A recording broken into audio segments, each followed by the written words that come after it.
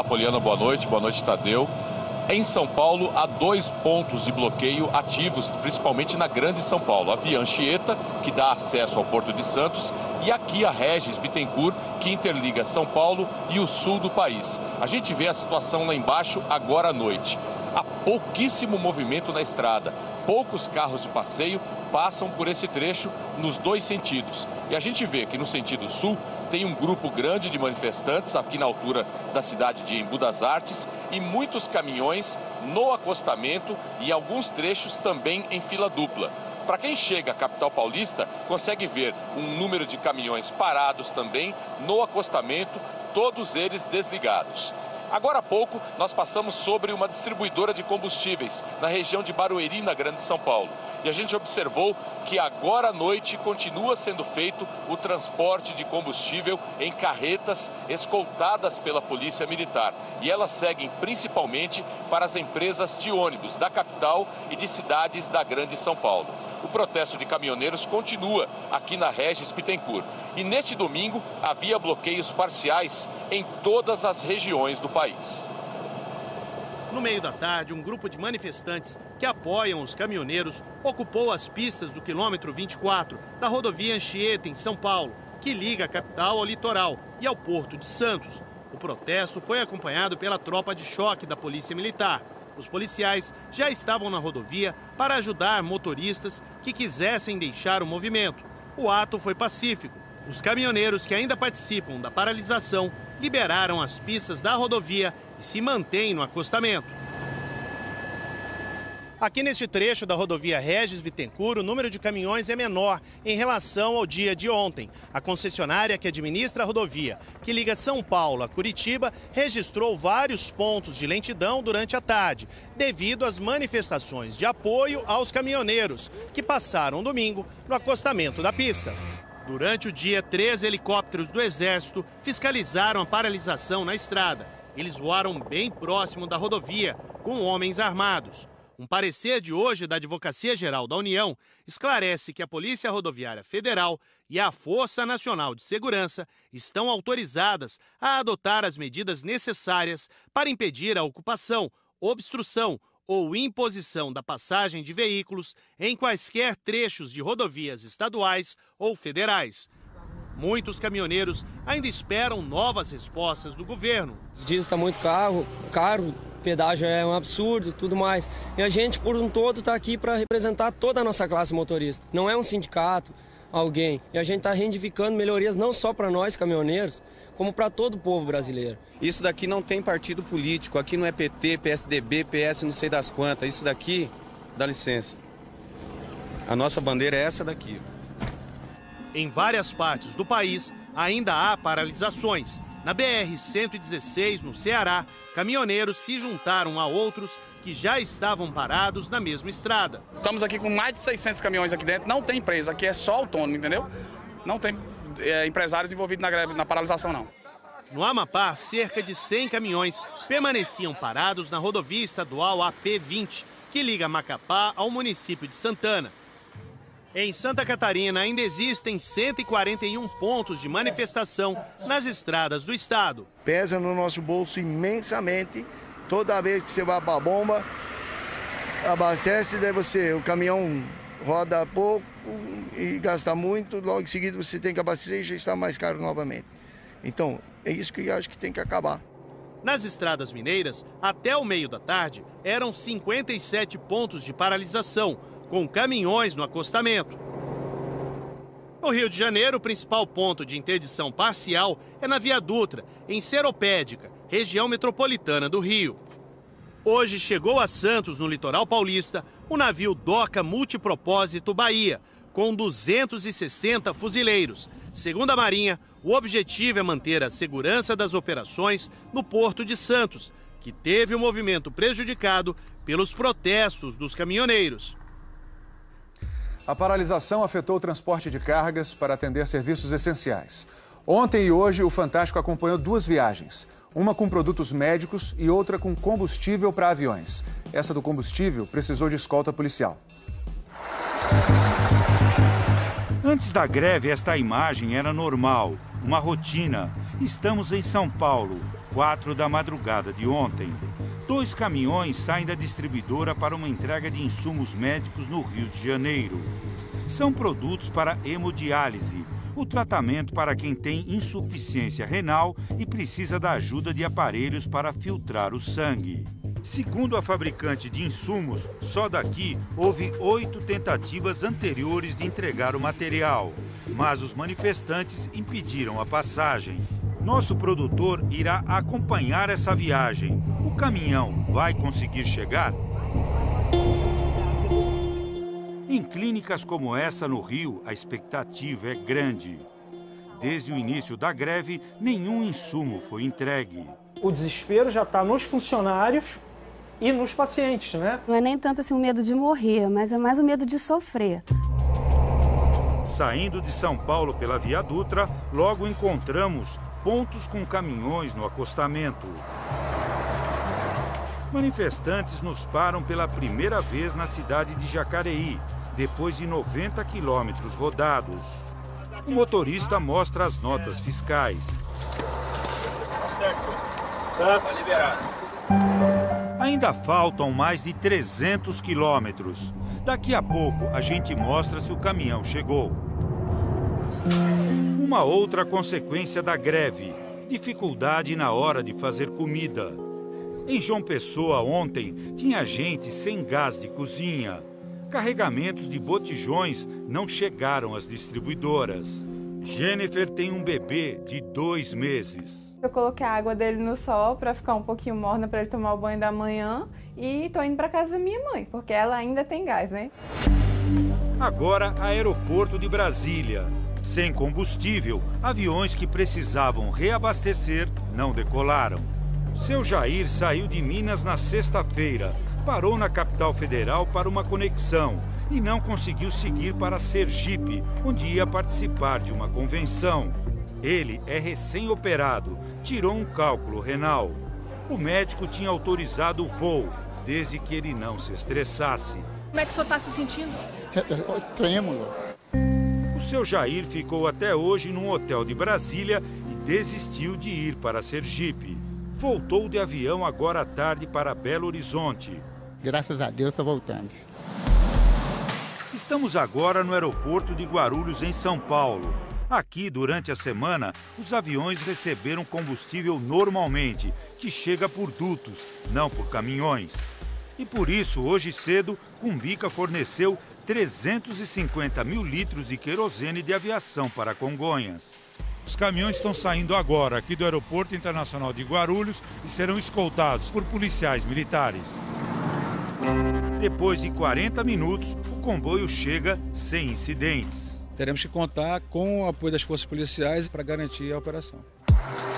E o caminhão que mostramos no começo da reportagem, tão aguardado por pacientes que fazem hemodiálise no Rio de Janeiro, conseguiu chegar?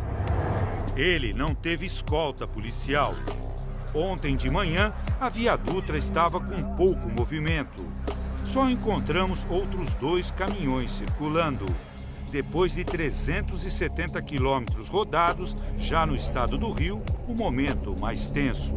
E agora o único trecho com gente no meio da pista. Os grevistas mandam o caminhão parar. Opa, tá na mão aqui. É tudo produto para hemodiálise, cara. Meu Deus do céu, tá de brincadeira com nós. Vai lá. Beleza? Falou, valeu.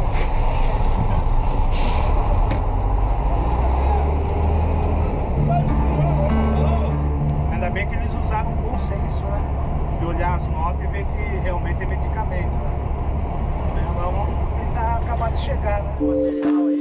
Os produtos finalmente são entregues. Para os pacientes desta e de outras 7 clínicas do Rio, um alívio. Mas se outras remessas não chegarem, o estoque deve durar só até quinta-feira.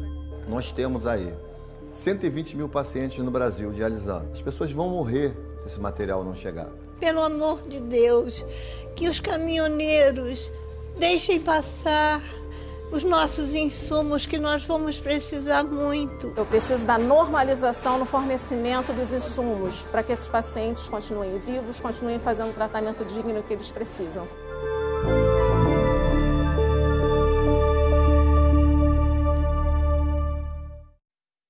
No Rio, os caminhoneiros bloqueiam a entrada da Reduc, uma das maiores refinarias do país. A Tatiana Nascimento está sobrevoando a região. Que informações você traz para a gente, Tatiana?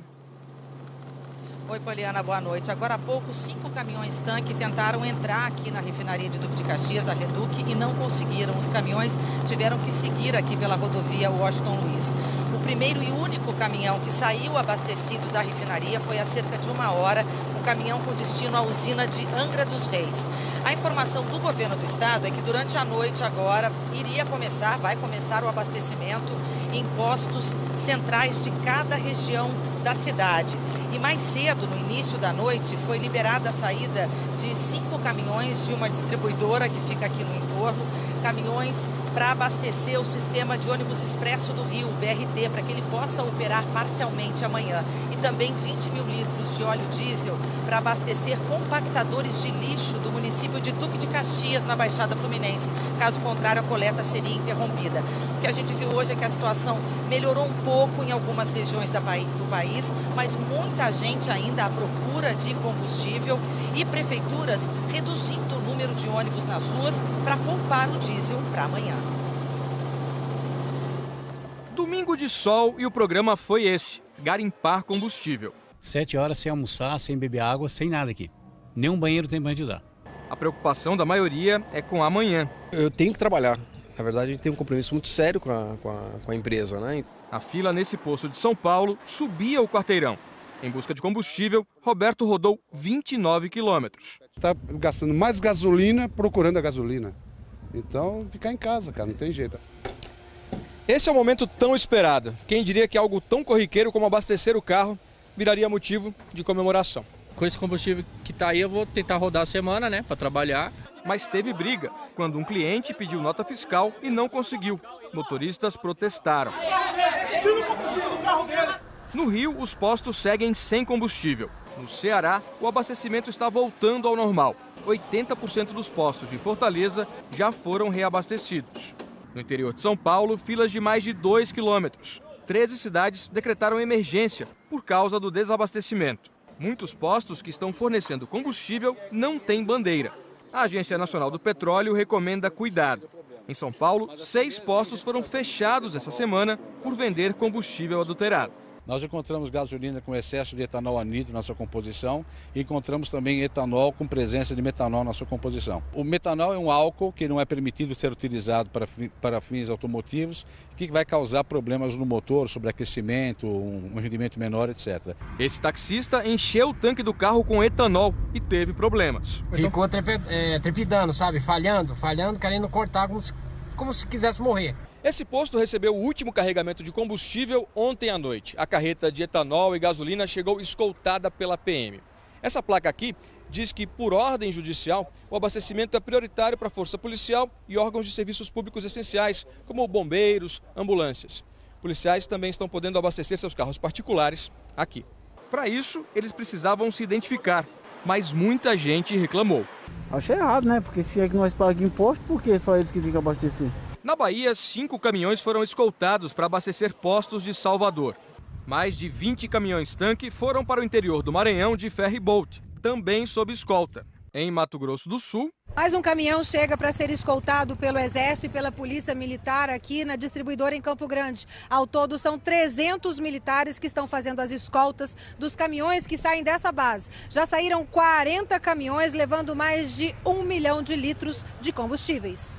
Foi assim em Goiás e no Vale do Paraíba. Os militares ajudaram a transportar combustível estocado na refinaria Henrique Lage. A Associação das Distribuidoras diz que as escoltas não são suficientes para regularizar o abastecimento. Normalmente, vou dar um exemplo aqui em São Paulo. Em São Paulo, a gente consegue carregar 3 mil caminhões por dia. A gente estima aqui com o processo de escolta, a gente vai chegar no máximo a 200 ou 300, ou seja, 10% do que a gente normalmente faria. É muito difícil manter a produtividade com escolta, a gente não consegue atingir a normalidade. Os caminhoneiros que fazem os bloqueios defendem as reivindicações do movimento. É redução de imposto da carga tributária, a suspensão da cobrança de eixo erguido nas rodovias estaduais do estado de São Paulo, estado do Paraná, né? E uma tabela mínima do frete, acompanhando o reajuste do óleo diesel. No caso, essas são as principais. Eu acho que está sendo motivo de prestígio, né? Estar participando desta paralisação, né? Por uma causa justa, né? Que nós estamos pedindo, né? Devido aos impostos abusivos e a corrupção que acontece hoje na nossa nação. A hora que falar lá em cima, lá falar para nós, ó, o governo chegou no acordo, está liberado, pode ir embora. Aí sim é a hora da gente ir para casa. Enquanto isso, o transporte público continua reduzido. No Rio, só 13% da frota de ônibus circulou hoje. Em São Paulo, a prefeitura disse que o movimento foi normal, mas o cobrador que ia para o trabalho esperou mais do que a média. 35, 40 minutos já. Normalmente seria quanto? Hoje mais ou menos 25 minutos. Os únicos ônibus que rodaram em Belo Horizonte foram para transportar funcionários que trabalham em hospitais. A decisão foi para poupar combustível para amanhã. Em Porto Alegre, pelo mesmo motivo, só as lotações circularam.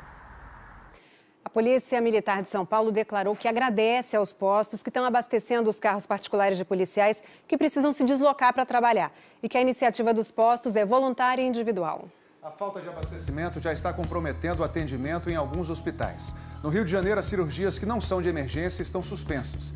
A escassez de produtos também mudou a cara das feiras em todo o país. Mercado Ver o Peso em Belém, no Pará. Sem transporte, sem fartura. As bancas de uma das feiras mais tradicionais do país agora são a imagem da escassez. Não tem pimentão, não tem repolho, não tem couve-flor, bloco, essas coisas que a gente trabalha, nada tem. Em Aracaju, o Mercado Central já não oferece a qualidade de antes, nem os preços. Com o sumiço de muitos produtos, o que sobrou está bem mais caro e disputado. Olha, você já olhou o preço do tomate? Um tomate que aquele tomate ali a gente vendia de R$1 e ninguém queria. R$7 o povo em cima. Nas feiras livres do Rio, está faltando até feirante. Muitos não montaram barracas porque não têm o que vender. E os preços dispararam. Um pacotinho de limão por R$10, o limão já é azedo. Com esse preço, misericórdia, está difícil. Uma comparação dos preços antes e depois da greve mostra o tamanho da carestia na Ceasa do Rio, que vende no atacado. A couve passou de 5 para 15. O saco de 50 quilos da batata saltou de 65 para 310. E a caixa da alface, com 18 unidades, subiu de 12 para 70. Está 483% mais caro. A repórter Natália Castro descobriu que os preços não caíram nem na hora da xepa. Cebola, R$15 o quilo, gente. Isso é hora da xepa. Olha aqui, batata também, R$20 o quilo. O tomate que ainda tem também, olha só, R$20 o quilo do tomate. Em Barreiras, no oeste baiano, este caminhoneiro garantiu pelo menos o fornecimento de melão. Ele apoia a greve, mas diz que furou o bloqueio com medo da mercadoria estragar. Conseguimos assim, furando, passando pelos desvios, entrando pela estrada de terra para chegar até aqui, entendeu? Perdendo a mercadoria. A Associação Brasileira de Proteína Animal registrou 152 frigoríficos parados. O alerta é que 20 milhões de suínos e 1 bilhão de aves poderão morrer nos próximos dias por causa da falta de ração no campo. O atendimento nos hospitais está sofrendo restrições por causa da falta de medicamentos e insumos. Aqui no Rio de Janeiro, a rede estadual de saúde suspendeu todas as cirurgias que não são de emergência.